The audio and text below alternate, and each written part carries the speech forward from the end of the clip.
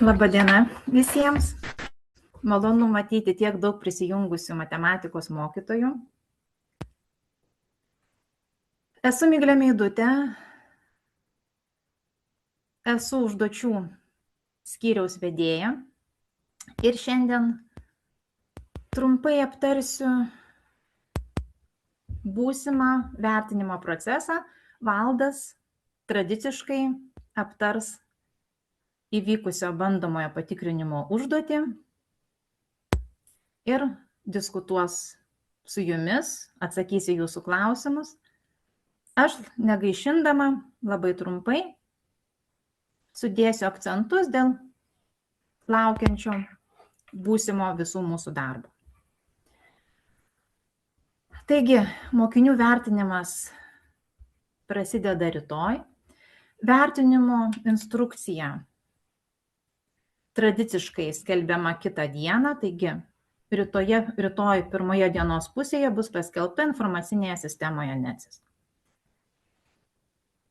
Nacionalinė švietimo agentūra išklausiusi 2025 metų matematikos pagrindinio ugdymo pasiekimų patikrinimo vertintojų atsiliepimus stengiasi atliepti mokytojų išsakytus pageidavimus. Tuo tikslu šiuo metu yra diegiami vertinimo sistemos atnaujinimai. Tai yra sugrąžinama galimybė vertintojui pasirinkti, vertinti visą mokinio darbą ar vertinti visų mokinių tą patį uždavinį. Taip pat yra numatyta galimybė vertintojui pasižymėti vertinamus darbus. Taigi taip pat yra diegiamas darbų filtravimo funkcionalumas, tai yra galimybė vėliavėle pasižymėti nebaigtą vertinti ar įvertintą darbą. Ir visos šios naujovės, noriu atkreipti dėmesį, yra numatytos tikrajame pasiekimų patikrinime, kuris įvyks gegužės mėnesį. Tuo pačiu norėčiau priminti, kad bandomojo patikrinimo užduotis, mokinių sprendimus, atsakymus vertina vienas mokytojas ir kiekvieno atlikto uždavinio sprendimo ar atsakymo į vertinimus mokytojas pažymi elektroninėje vertinimoje sistemoje. Ir vertiname savo mokinių darbus. Vertinimo dėžutėse darbai yra paskirstyti klasėmis. Ir prisijungimų kodų mokytojas gauna tiek, kiek yra klasių. Įvertinus visos klasės mokinių sprendimus ir atsakymus, mokytojas turėtų pateikti sistemoje, paspausdamas mygtukus pateikti vertinimus. Ir atkreipiu dėmesį, kad paspaudus mygtuką pateikti vertinimus, nebebus galimybės mokytojui matyti mokinių sprendimų ir koreguoti vertinimą. Noriu priminti, kad vertinimo procesas prasideda rytoj ir jisai truks iki kovo 9 dienos 17 valandos. Ir visą šį periodą mokytojas turės galimybę prisijungęs prie vertinimo sistemos analizuoti mokinių atliktas užduotis, mokinių pateiktus sprendimus, padarytas tipines klaidas ir tokiu būdu mokytis ir ruoštis tikrajam pasiekimų patikrinimui. Ir noriu atkreipti dėmesį, kad jeigu mokytojas nori vertinamus mokinių darbus aptarti klasėje su mokiniais, tuo tikslu nereikia pateikti įvertinimų iki vertinimo proceso pabaigos. Nes pateikus įvertinimus dėžutės užsidarys ir darbų jau nebematysime. Kad vertinimo procesas vyktų sklandžiai, informacinėje sistemoje NECIS yra įkelta atmintinė vertintojų ir joje nurodytos rekomenduojamos naršyklės ir jų versijos. Rekomenduojame naudoti būtent nurodytas naršyklės. Jeigu kiltų klausimų vertinant mokinių darbus, maloniai prašome kreiptis į Nacionalinę švietimo agentūrą pagalbos adresu etestavimas@nsa.smm.lt. ir pagalbos komanda tikrai padės įspręsti iškilusias problemas. Taigi, linkiu sklandaus darbo ir žodį perduodu Valdui. Gero darbo visiems. Labą dieną visiems. Ir aptarsim šiandien įvykusią užduotį, pamatysime sprendimus uždavinių. Tai pirma, kaip visada, tai kaip ir sakiau, perbėgu failą greituoju būdu, ką čia galima pamatyti. Tai yra pirmas dalykas, čia yra formulių rinkinys, kurio mokiniai gali naudotis. Tai čia jisai jums turi būti žinomas, mokiniam dar labiau turi būti žinomas. Tada visi uždaviniai, jų sprendimai, kai kur komentarai yra, atkreipiu dėmesį, kad tas kurias šias sąlygas aš print screenus įkėliau, tai aš įkėliau ne iš realios užduoties, o iš dar kai buvo jinai testuojama, man davė tik tokį failą, tai čia testuojamame tam faile buvo įvairiausių dar pataisimų, kurie, sakykime, taip 100% nebus taip, ką matė mokiniai. Bet gali būti nutikti ir taip, kad yra, pavyzdžiui, tą laukelį, kurį aš čia rodau, atsakymo laukelį įrašytas skaičius, kuris yra neteisingas atsakymas. Teisingi atsakymai yra sprendime pateikti. Taip, tai mes čia dėl to nepykstam, nes aš, aišku, per 10 minučių negaliu viso to failą padaryti ir prie jo prieiti originalaus failo galima tik tai jau po egzaminų, po bandomosios užduoties. Dėl to čia tokių netitikimų gali būti šitame faile, tai dėl to nepykstam. Perbėgu į pačią pabaigą, kas yra failo gale, po visų uždavinių sprendimų yra tokia dalis, kuri vadinasi vertinimo instrukcijos projektas. Čia aš surašiau atsakymus ir už ką kokie taškai skiriami, bet čia pabrėžiu projektas. Jūs tą vertinimo instrukciją, kaip čia jau minėjo vadovai, gausite rytoj ir galėsite ir jie vadovauti. Čia tik tai šiandien pasižiūrėjimų, jeigu kam įdomu. Ir čia irgi gali būti klaidų, netitikimų kažkokių, tai dėl to irgi per daug nepykstame. Čia projektas. Na ir dar yra dalis iš dokumentų, tai yra kaip rengiama užduotis. Užduotis rengiama vadovaujantis bendraja programa matematikos ir iš tos ir užduoties aprašų. Tai yra dokumentai, kuriais remiantis yra sudaroma užduotis, kurią mokiniai atliko. Na tai čia pirmas dalykas yra iš aprašo, kas yra, kaip ta užduotis sudaroma.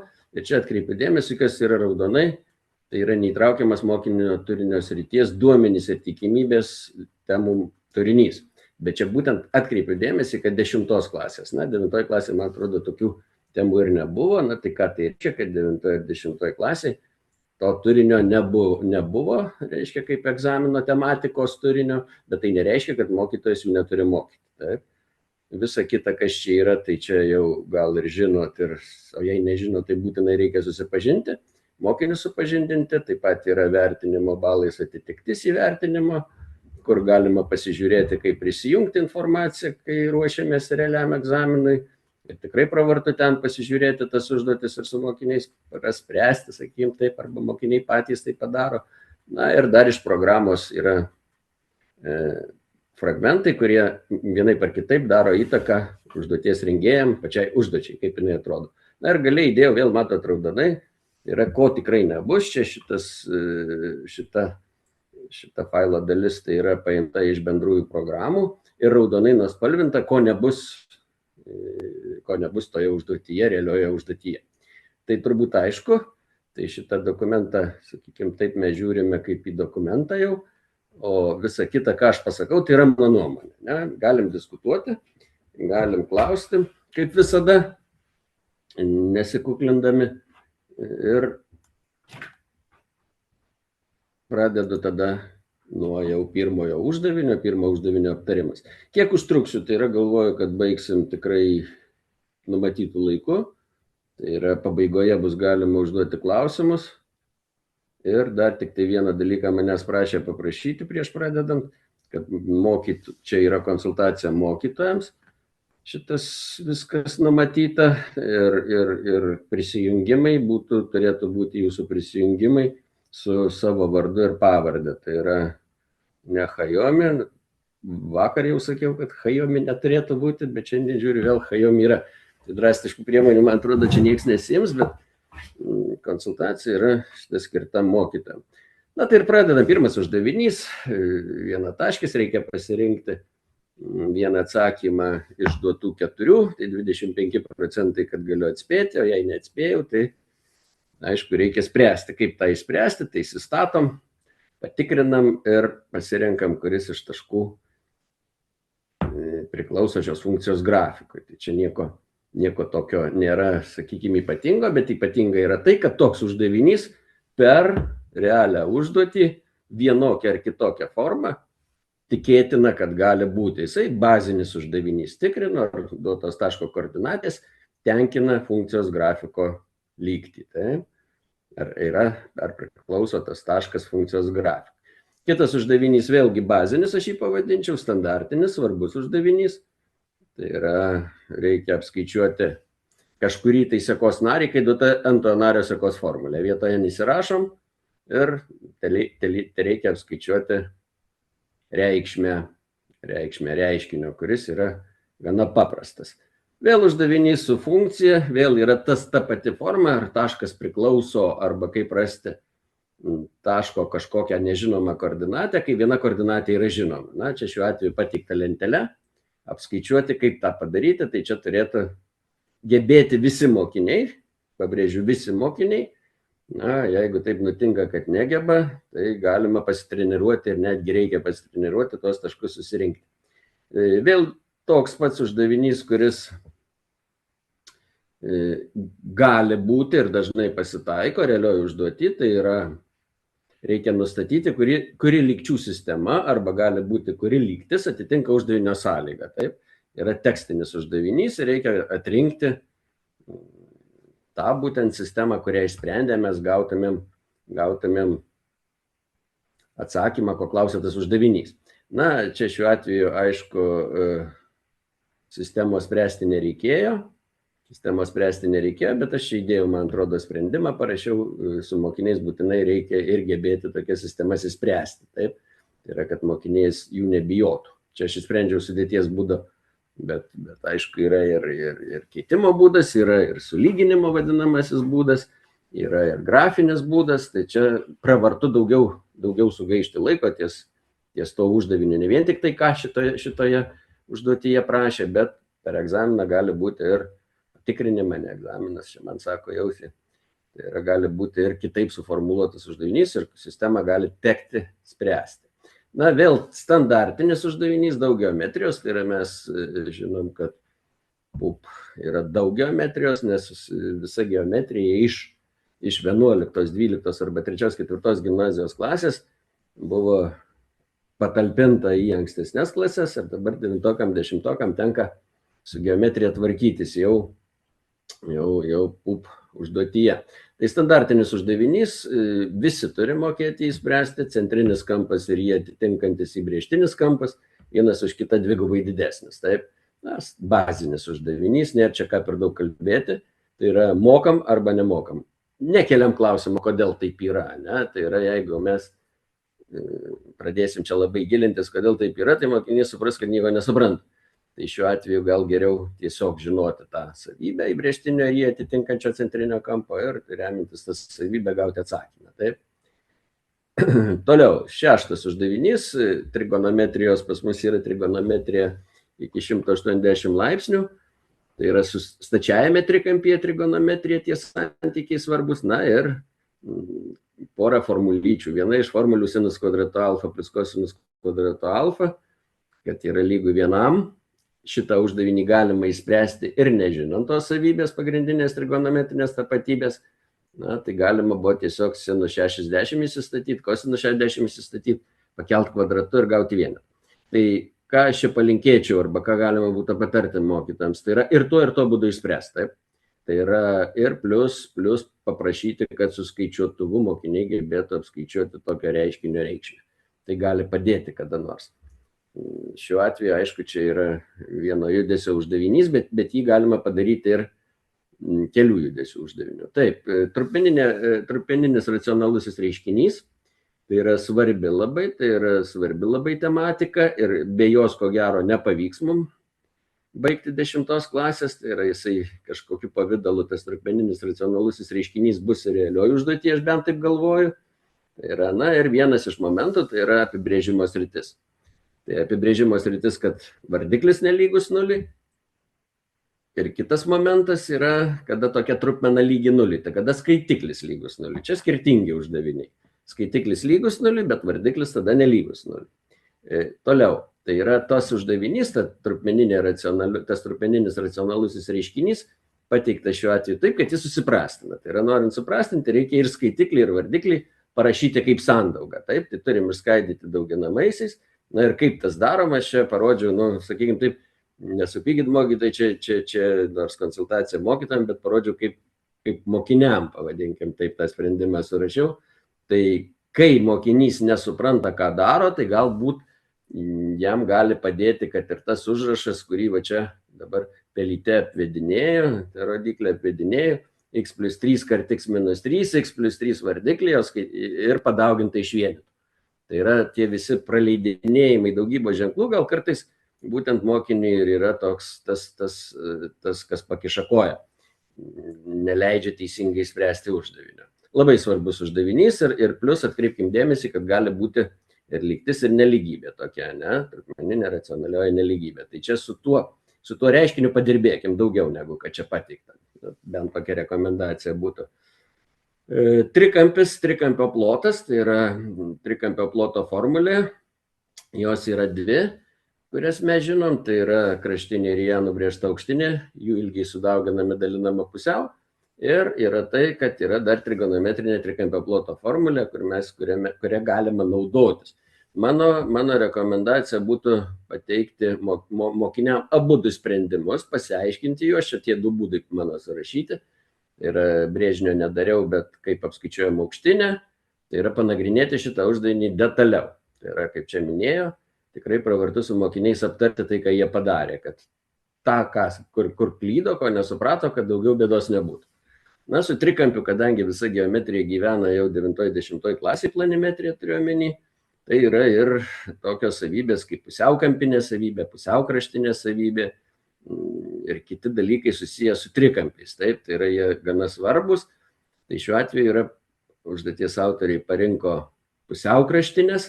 Na ir ką turim žinoti apie pusiaukraštinės? Turim žinoti, kad pusiaukraštinė, tai yra pirma savybė, pusiaukraštinė trikampį padalyja į du lygiapločius trikampius. Tai yra du lygiapločius trikampius, nes aukštinė ta pati bus, kuri nubrėžta į tą kraštinę, į kurią nubrėžta ir pusiaukraštinė. Ir kitas dalykas, kad pusiaukraštinės susikirsdamos viena kita dalyje santykių 2:1, ką mes puikiai žinome. Ir, trečias, aišku, momentas, kad pusiaukraštinės, visos trys pusiaukraštinės susikerta viename taške. Tai čia šiuo atveju uždavinys nesunkus, jeigu aš čia matau, kad 5, tai čia bus 2 kartai ilgesnė ta dalis. Jeigu čia matau, kad 12, tai ten bus 2 kartai trumpesnė ta dalis. Taip, tokiu paprastu judesiu gaunam nemažą rezultatą. Na ir, kaip sakiau, yra statusis trikampis trigonometrija, tai apibrėžimas, kas yra kampo sinusas, kas yra kampo kosinusas ir kas yra kampo tangentas. Taip, čia reikia atsiminti, čia nieko nepadarysi, reikia atsiminti ir tada jokių problemų susirinkti tos 2 taškus. Ar toks uždavinys bus? Tikimybė yra nemaža, taip. Tikimybė yra nemaža, kad sustačiuoju trikampiu, stačio trikampio smailiųjų kampų sinusų kosinusų tangentų gali tekti darbuotis realioje užduotyje. Taip, 11 uždavinys. Kvadratinė funkcija, kvadratinis trinaris, kvadratinė lygtis, kvadratinė nelygybė. Su šitu uždaviniu vertėtų padirbėti tiek braižant parabolę, tiek nustatant parabolės viršūnės koordinates, tiek nustatant, kur parabolė kerta x ašį arba abscisių ašį, kur kerta y ašį. Y ašį visada kerta šitame taške, 7. Ir šiuo atveju, ko klausia uždavinys, tik tą reikia padaryti, bet aptarti, tai čia reikia viską, kas susijęs su šitu kvadratiniu trinariu.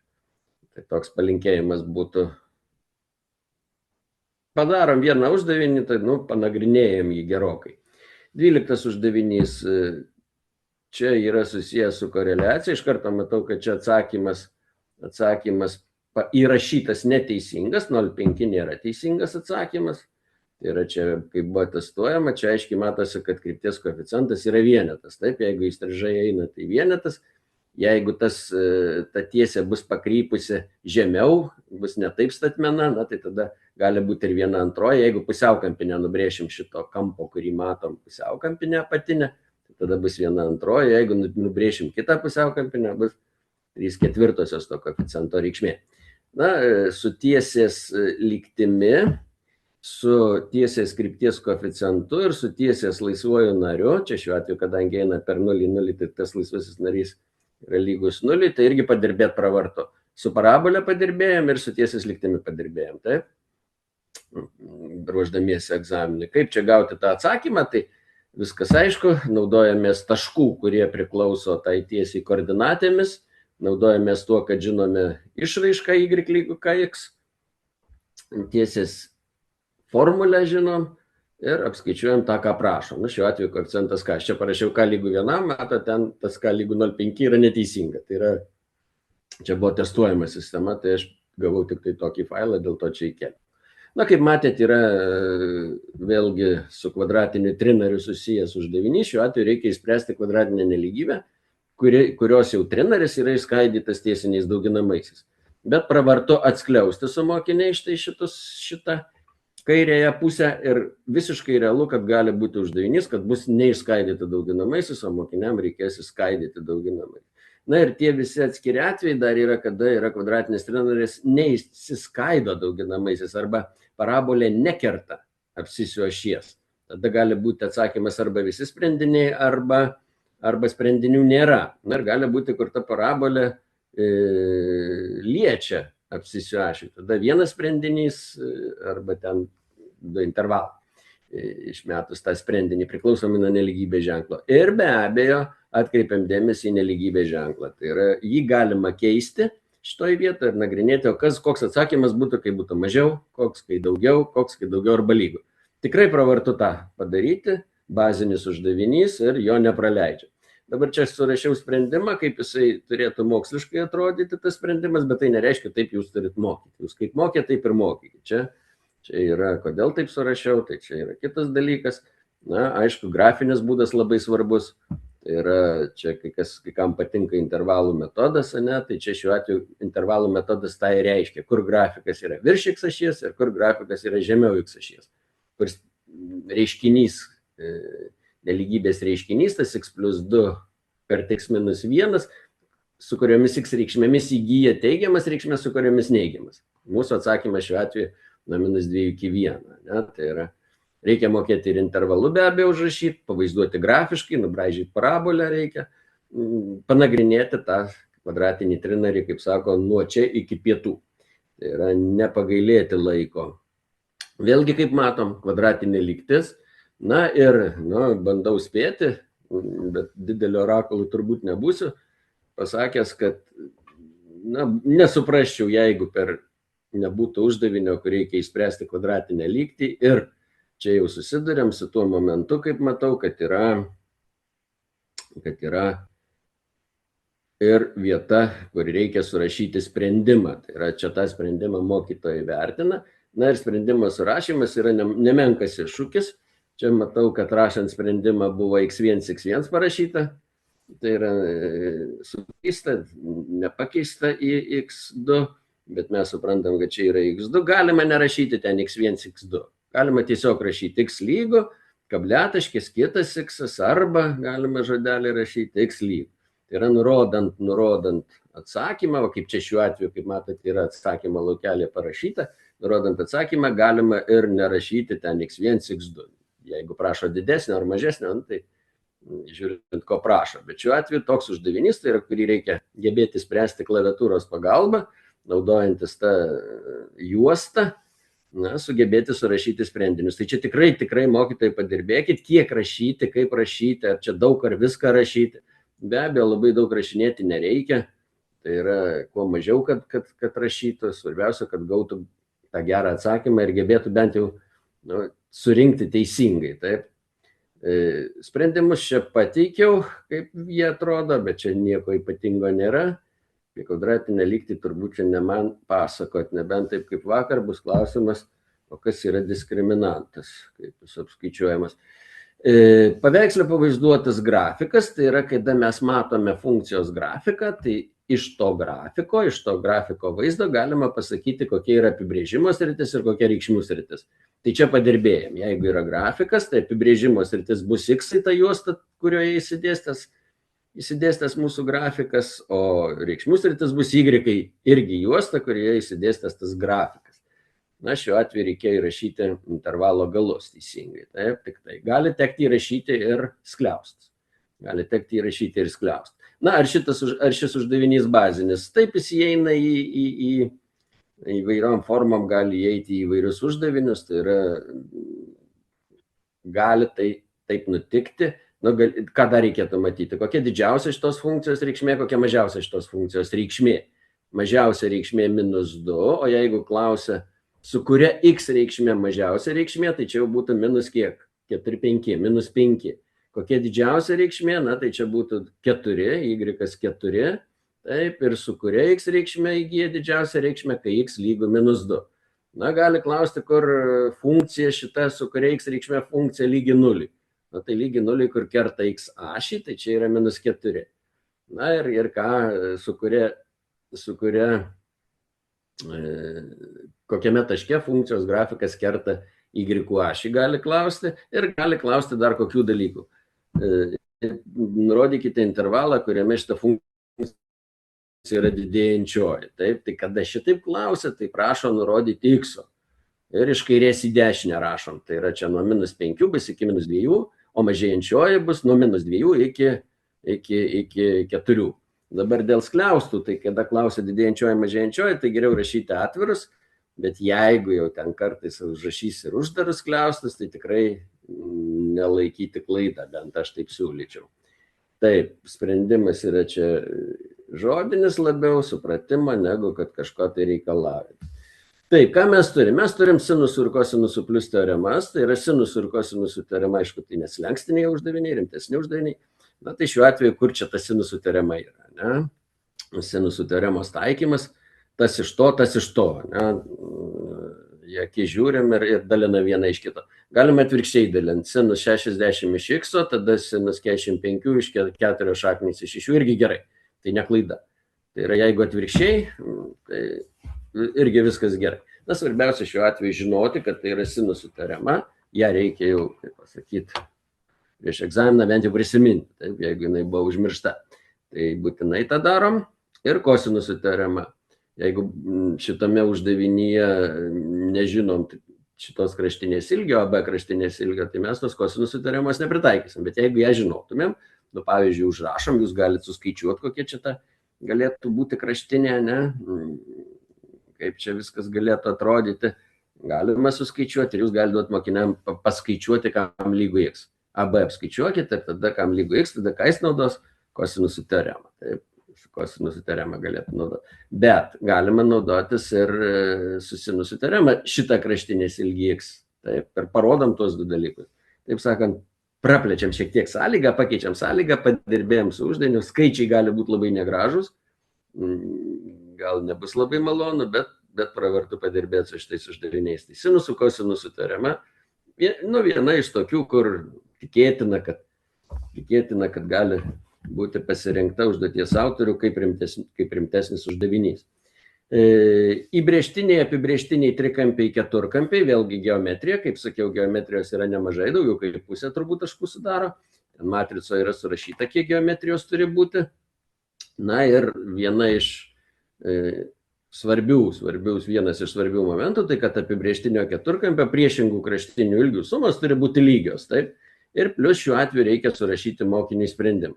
Čia sprendimas, matau, surašytas kiek ilgesnis, gali būti ir trumpesnis, nebūtina taip detaliai jam rašyti, užtenka turbūt užrašyti, kad 12 plus x lygu 6 plus 10 ir iš to gauti atsakymą. Taip? Tai yra trumpas sprendimas, čia mes gal tam sprendimo laukia labai daug nereikalaukim, kad jis rašytų, aišku, pamokų metu galima daugiau prašyti, bet pasitreniruoti užrašant bent jau tokią lygtį, tam sprendimo laukia tikrai pravartu. Tai yra jam teks. Na, vėl standartinis uždavinys, tai yra, kada mes šnekam apie sprendimą lygties, lygčių sistemos, tai turim turėti omeny, kad galimas ir grafinis sprendimas. Jis yra svarbus. Na ką šiuo atveju du grafikai, vienas yra tiesiai, kitas parabolė, tai yra standartiniai, ir kur kertasi. Tai yra tų taškų abscisės yra sistemos sprendinys, abscisės tai yra -2 ir 3, kad jie nerašytų taškų koordinačių, bet šiuo atveju ko klausia, tai yra ne sistemos lygties sprendinys būtų, o kada yra lygties būtų kokios x kvadratu -3 lygu x plus 3. Kokie būtų sprendiniai tos lygties ir tada sistemos sprendiniai. Dar kartą kartuoju, aš ten sumaliau kažkokią nesąmonę. Tai yra čia yra duota sistema ir sistemos sprendiniai, tai yra tų taškų koordinatės. -2, 1, vieną reikia atsirinkti iš tų pateiktų ir 3 ir 6. Šių taškų koordinatės yra tos duotosios sistemos sprendiniai. Bet ką mes galim padaryti? O jeigu būtų lygtis x kvadratu -3 lygu x plus 3, galim algebriškai ją įspręsti ir galima grafiškai įspręsti. Bet tada jau atsakymas būtų -2 tik tai ir 3. Taip, tai šitoje vietoje atkreipiam dėmesį. Tai yra svarbu, tai yra bazinis uždavinys, taip, kas su tuo susiję. Na ir aišku, tą sistemą galima bandyti įspręsti ir ne tik grafiniu būdu, bet ir algebriniu būdu, taip. Na, uždavinys, kuris jau yra toksai, kur sako, dirbam, vargstam. Tai čia matau yra bandymas surašyti tą varganą sprendimą. Tai yra vargana, tai kur mes per daug negalvojam, o žinom, kad reikia bendravardiklinam ir dirbam. Čia yra sistemos, kadangi tos sistemos visos yra gana sudėtingos, tai gali taip nutikti, kad kartais, matau, čia uždėtis kliaustai pasidaro aukščiau. Kad mokiniai kartais galbūt ir nesigazdintų ten to. Čia galbūt dėl to tai padaryta. Įkeltas toks bandymas patikrinti sistemą. Na, bet antras būdas, tai yra tas antras būdas, kuris iš tikrųjų yra geras ir tas, kuris yra svarbiausias, tai ką mes kokią iš to būdo naudą turim. Pirmiausia, jeigu mes turime dvi trupmenas, tai bandom jas suprastinti prieš atlikdami veiksmus. Ką reiškia suprastinti? Skaitiklį vardiklį skaidom dauginamaisiais, prastinam, o tada jau atliekam tai, kas yra. Ir paskutinis momentas, tai yra, kas yra labai svarbu šitoje vietoje. Mes gavom 0. Ką tai reiškia? Tai yra, ne visadagi gaunam 0 prastindami, ne visada gaunam skaičių prastindami trupmeninius reiškinius arba atlikdami veiksmus su trupmeniniais reiškiniais. Ką tai reiškia? O tai reiškia, kad kokį skaičių mes beįrašysime vietoje x, skaičių, kuris yra apibrėžimo srities skaičius. Tai yra, mes negalim šiuo atveju įsistatyti vietoje x nei 2, nei -2, tai yra apibrėžimo srity, čia dar patogu aptarti. Bet su visais kitais skaičiais šito reiškinio reikšmė, kuris yra duotas, yra lygi 0. Taip sakant, reiškinio reikšmė nepriklauso nuo x reikšmės. Tai yra ta, kad jis neišsigastų to 0, čia toks jau nestandartinis galbūt momentas yra. Na, tie sprendimai čia aš juos irgi surašiau, tai yra, gali pasižiūrėti, mokiniai gali duoti, tiesiog pasižiūrės ir galbūt kai kam paaiškės. Na, jau yra uždaviniai, kurie su raidelėmis, tai yra vietoj skaičių yra, galima pasakyti tokį žodį, kaip mes matematikai parametrai, kad jis nebijotų. Pavyzdžiui, čia galima rašyti vietoje M5 ir 5, taip, į f nuo x reiškinį. Kas yra f nuo -3? Tai reiškia, kad vietoje x įsirašęs -3 gausi 33. Nu ir kaip tas žinias išnaudoti, kaip čia ką padaryti, tai čia viskas surašyta, lyg tai algebriškai viskas aišku. Taip, svarbiausia nepadaryti klaidų.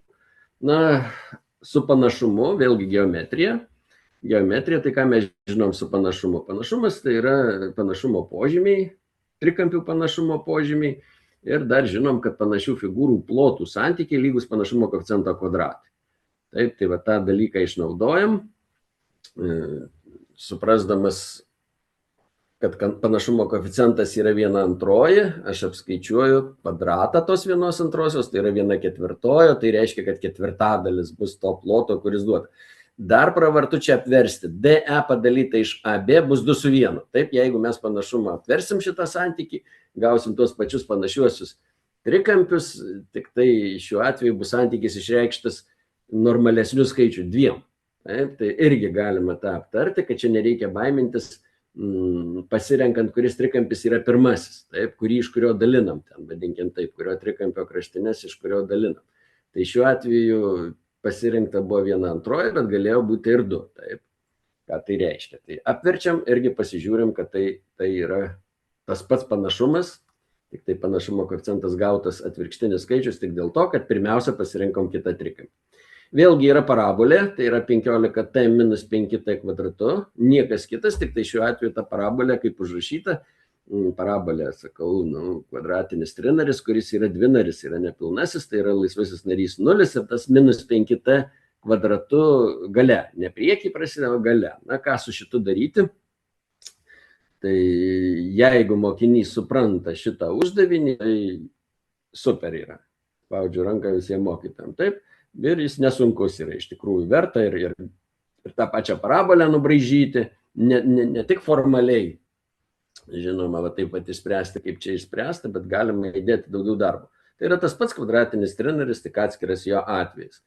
Apibrėžimo sritis, kada yra pošaknis, tai būtinai pošaknis turi būti neneigiamas.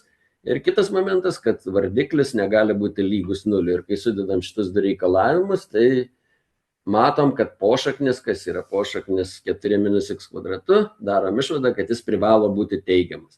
Tik tada tas reiškinys turės prasmę. Galim įsistatyti kokius nors skaičiukus ir parodyti, kad tas reiškinys neturi prasmės. Pavyzdžiui, įsistatom kokį skaičiuką 10 ir matom, kad pošaknyje turim neigiamą skaičių ir iš neigiamą skaičiaus šaknis nenagrinėjama. Taip, pagrindiniai, ne viduriniai mokykloje. Tai yra realiųjų skaičių aibė, jinai yra neapibrėžta. Tai apibrėžimo sritis, kada turim trupmeną ir kada turim šaknį. Taip, o čia susideda 2 į vieną vietą. Daugiau tokių labai bėdų čia neturėtų būti su apibrėžimo sritim. Na, kokie čia surašyti sprendimo būdai ir čia galit pasižiūrėti, jie yra, man atrodo, teisingi, jeigu aš nesuklydau, bet tai nereiškia, kad būtinai taip turit rašyti. Kaip rašė, taip rašykit. Tai yra, bet ką reikia svarbiausia žinoti, tai yra, čia reikia mokėti, gebėti įspręsti ne vienu būdu. Taip? Tai yra tiek algebriškai, tiek grafiškai. Na, tas intervalų metodas, tai jisai yra čia, geriau jo nenaudoti tokių savokų, bet braižyti parabolę ir jie remtis. Na, bet jeigu jūs kitaip moko, tai nėra blogai. Uždavinys vėl, kur reikėjo surašyti sprendimą lauke ir kaip matau, tas sprendimas yra galingai atrodantis, tai aišku, čia jau yra aukštesnio lygio mokiniam tas sprendimo surašymas. Galima jį rašyti čia gerokai trumpiau, mažiau rašant, tai yra patarkite mokiniams, ką būtinai užrašyti reikia. Na tai būtinai turbūt reikėtų užrašyti va šitą lygybę. BC kvadratu lygu 6 kvadratu plus 4 kvadratu minus 2 kart 6 kart 4 kart kosinus 30. Tada tų skaičiavimų galima per daug nerodyti, o parodyti va jau pabaigą pačią. Tai irgi, jeigu laiko nėra, tai ant lapo išsisprendžiau, o čia jau perkeliau tik tai pabaigą plačią. Čia surašyta daugiau. Taip, ir aišku atsakymo laukelis, kur irgi reikia įrašyti. Na, o kaip atrodo normaliai surinkta, tai atrodo taip. 25 uždavinys, čia reikėtų jį aptarti, būtinai tą uždavinį sprendžiant, tai yra procentai, gali būti sudėtiniai, paprastieji, ten kokie nors tos palūkanos, gali būti standartiniai uždaviniai su procentais. Na ir kaip tos procentų uždavinius spręsti, nebijoti spręsti jų. Taip sakant, jie nėra labai sudėtingi, bet pavyzdžiui, čia susigaudyti, kas kur kas, na tai reikia, kad veiktų galva. Ne tik, kad procentus suprastumėm, bet kad ir veiktų mokinio galva. Tai yra, na, ir tikrai pravartu šitą uždavinį. Į ne vienu būdu galima matyti spręsti, tai yra kaip jau jūs spręsit arba kaip mokiniai spręsti, yra čia galbūt jūsų ir mokinių reikalas, bet turėtumėm skirstyti tokiais punktais. Pirmas, pažymime, antras, kažką suskaičiuojam pirmadienį, kažką suskaičiuojam penktadienį, tada atsakom į klausimą. Taip, ir mokam dalim išreikšti ir mokam procentais išreikšti. Toks su procentais jau toks svarbus momentas. Tai yra procentai, yra svarbi detalė. Na, uždavinys, kuris yra jau mano galva čia aukščiausio lygmens, tai yra nusibraižius trikampį, kuris jungia apskritimų centrus, reikia aptarti.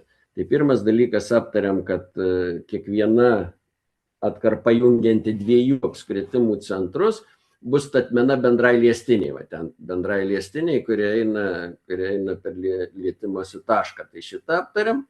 Na ir aišku, čia šiuo atveju, ką pastebim, kad trikampis tenkina, yra pitagorinis trikampis, toks, kuris mums matytas 3, 4, 5 yra statusis trikampis. Na ir tada reikia matyti įbrėžtinį trikampį į apskritimą ir matyti, kad tas kampas, statusis kampas remiasi į skersmenį. Na, galima, aišku, žinoti faktą, kad apibrėžtinio apie statų į trikampį apskritimo centras yra to trikampio įžambinės vidurio taškas. Tas vidurio taškas, kuris yra 3+2 pusiau, tai yra 2,5 ir yra spindulys. Tas taškas vienodai nutolęs nuo visų 3 šitų apskritimų centrų. Taip, tai toks, jis nėra šiaip sunkus uždavinys, ne, bet tai yra būtent atliepia tą programos dalį, kur sako, kad netradicinė gal situacija, bet manau vadovėliuose yra dar sunkesnių uždavinių, nes dabar autoriai nesibodi duoti sunkių uždavinių. Į lygiakraštį trikampį. Taip, su lygiakraščiu trikampiu, su lygiašoniu trikampiu, su stačiuoju trikampiu, na, tikrai pravartu padirbėti. Tai yra, jeigu aš žinau lygiakraščio trikampio kraštinė, kad yra A, tai kokia bus aukštinė, koks bus plotas, kaip juos apskaičiuoti. Na ir gali būti, kaip šiuo atveju, duotas kažkas tai labai mandro, įbrėžto apskritimo spindulio ilgis, tai įbrėžto apskritimo centras į lygiakraštį trikampį yra ir pusiaukraštinių susikirtimo taškas. O pusiaukraštinės tą savybę turi, kur dalina viena kitą 2:1. Taip, na, tai čia tai aukštinė to trikampio bus 3 kart ilgesnė negu šitas duotas skaičiukas. Na ir atsakymas, kaip matom, ir yra toksai. Taip, o dar kito klausia, koks bus trikampio kraštinės ilgis. Taip, čia autoriai pasistengė, kad būtų bazinės žinios tikrinamos ir kas yra svarbiausia, nu kas jau gaus šitą 100, įsivaizduokim, taip, na, tai yra tikrai vertas. Tai yra negėda jau šitą uždavinį padaryti, negėda ir netgi, sakyčiau, taip, jeigu klasė normali, ta prasme normali, kad yra nenormali ir matematika moka, geba įspręsti tokius uždavinius, tai yra šaunu. Be abejo, mes suprantam, kiek tai geba įspręsti. Na, kaip tai gali atrodyti, koks ten gali atrodyti sprendimas, tai čia surašytas, aš jo nekomentuosiu.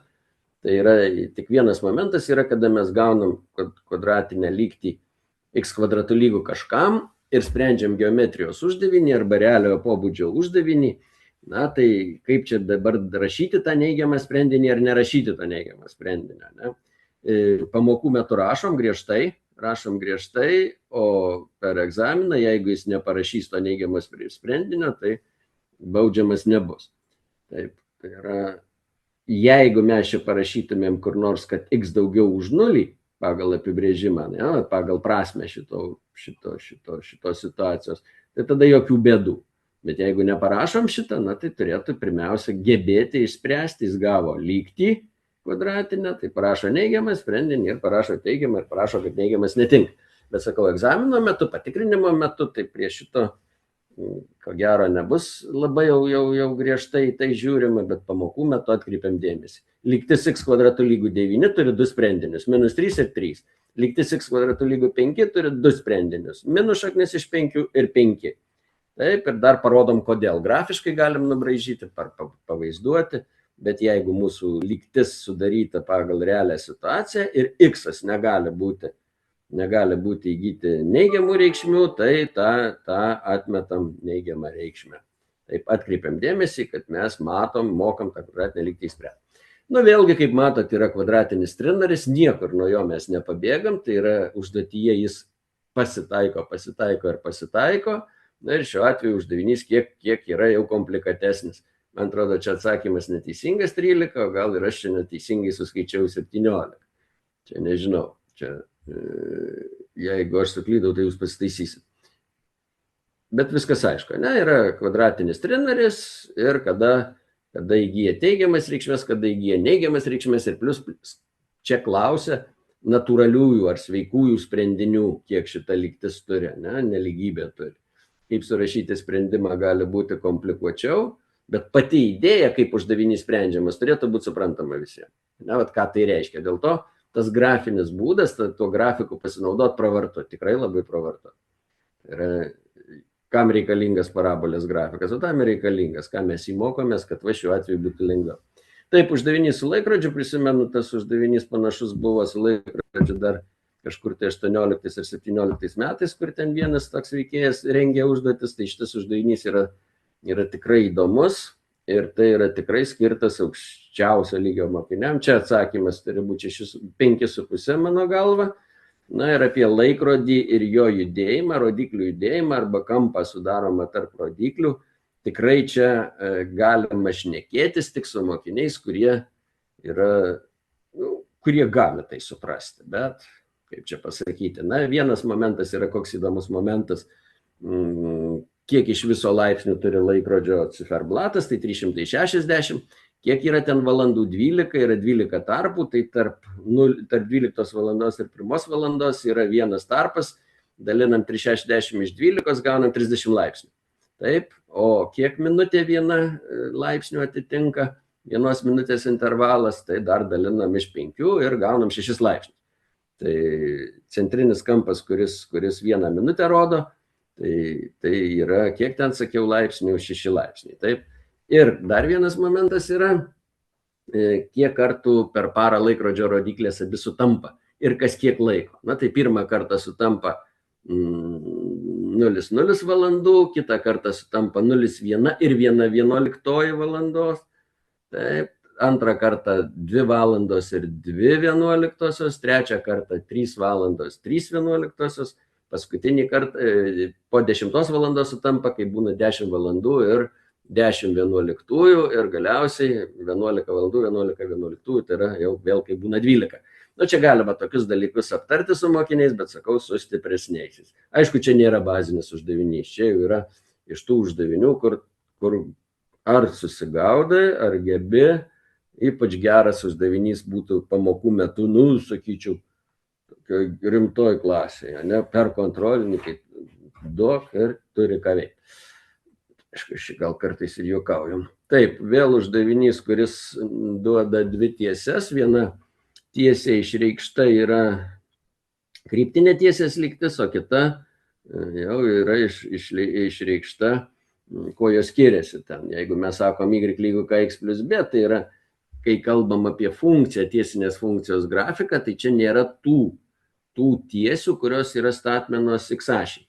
O va taip užrašyta lygtis x minus d plus 6, tai čia apima visas čia jau ne funkcija, čia yra vis tiesės lygtis. Na, čia yra tas pats, galiu išreikšti y iš tos ir šitą pirmąją išraišką pasirašyti lygiai taip pat persikėlęs į kairę pusę viską. Taip, čia jau kaip jau čia darbuotis. Na, žodis išsireiškėme, neturėtų gąsdinti, ne, tai yra bendrinis žodis matematikoje, nors kiek pernai prisimenu, tai ten buvo 12 klasės kompanija, kuri ne kompanija, komanda, arba ten sambūris, kur buvo problema su žodžiu išsireiškėme.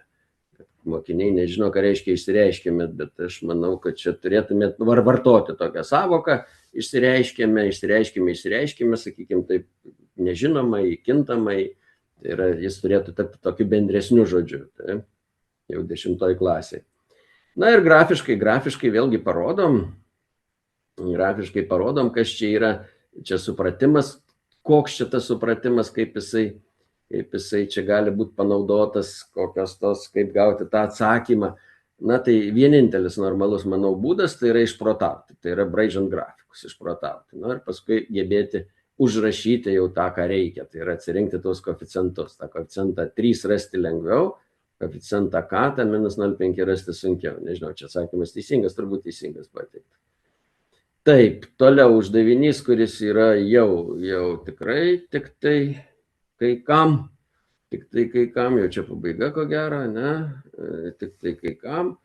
Ir patarimas toks, jeigu jau matau, kad jau man niekas čia nepavyks, nematau už ko kabintis, bet kažką galbūt galiu užrašyti, tai galbūt kažką ir verta užrašyti, bet laiką gaišt galime tik tada, kai jo dar turim. Na, laiko nemažai skiriama šitam egzaminui, kiek žinau, buvo parašyta 150 minučių, o kitam dokumente buvo 2,5 valandos. Tai kai kam buvo atrodė, kad čia ne vienodai laiko skirta, tai bet pas 150 minučių, 2,5 valandos, ar čia daug? Nu, nemanau, kad čia labai daug, bet nemanau, kad ir labai mažai. Taip, tokiai užduočiai.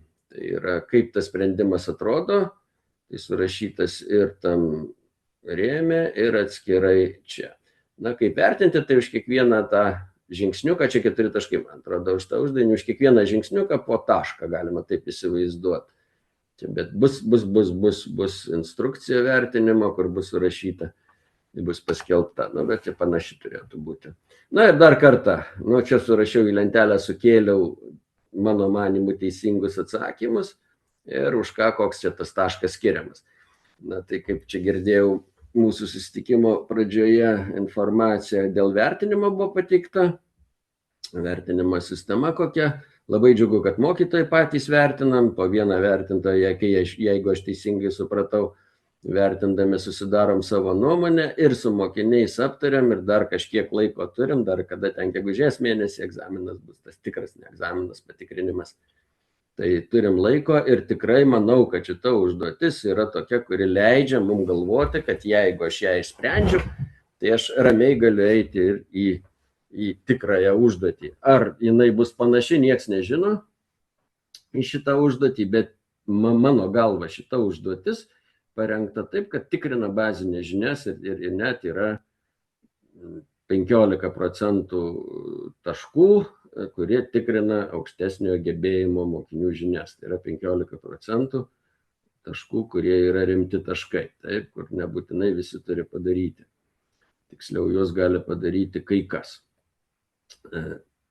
Čia kas pateikta ir sakiau dar kartą, iš programos fragmentai ir iš aprašo fragmentai, kas susijęs su šita užduotim, kad jums nereikėtų kažkur ieškotis.